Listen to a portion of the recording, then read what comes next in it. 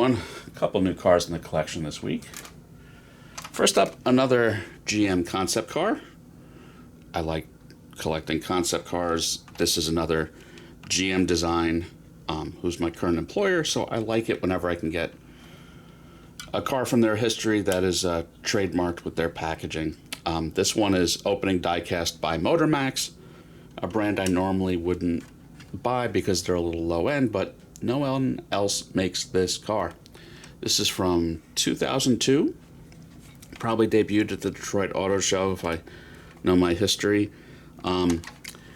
This platform was probably based on GM midsize trucks. Kind of the way they did the not the HHR. The HHR? What was that called? The retractable hardtop pickup truck.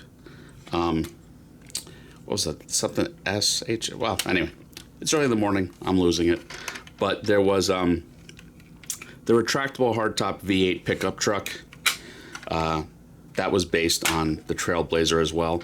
But this one has the 3500 i5 with a turbo. The 3500 i5 was used in the Hummer H3 and the Chevy Colorado, but without a turbo. So this had like 315 horsepower, which is pretty decent. But yeah, with a concept car that they actually want to run, they're just going to source whatever they have. So they based it on the midsize trucks and took a midsize truck engine. But yeah, this is a modern interpretation of the Tri-5 Chevy, which is the 55, 56, and 57, also known as shoebox Chevys. Pretty neat concept. I don't know really what it affected in terms of what came after it. We do have a very shiny, plasticky looking interior.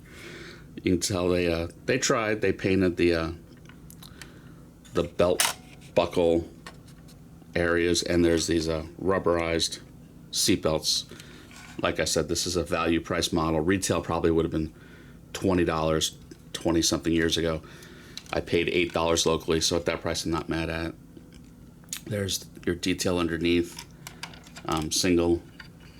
Single muffler, like any other production 3500 i5 vehicle at this time.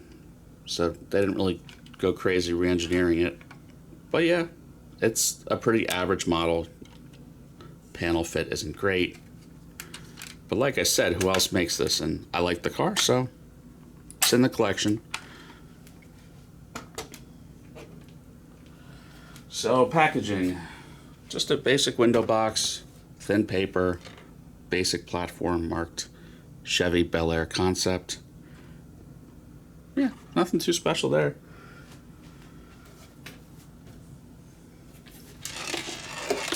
So another one we have is this Mercury Cougar XR7. This one's by Sunstar. I've actually chased this for a while. This is represented as a 1967. So the Cougar was on the Mustang platform, but with a slightly longer wheelbase. Came out in '67, which is about 3 years after the Mustang. And this was supposed to be a mixture of the Mustang and a little bit of luxury like the Thunderbird.